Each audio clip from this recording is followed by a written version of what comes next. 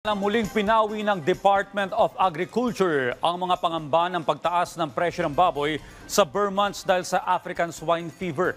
Ayon sa DA, kung may pagtaas man ay minimal lamang dahil normal na mataas ang demand kapag Burr months. Tiniyak din ng ahensya ang sapat na supply pagdating ng Burr months. Samantala, isinantabi ng DA ang panawagan ng ilang hog raisers na magdeklara na ng state of national emergency dahil sa ASF. Binigyan din ng ahensya na ilang lugar lamang sa bansa ang apektado ng ASF at kasado na ang pagbabakuna para mapigilan ang pagkalat nito.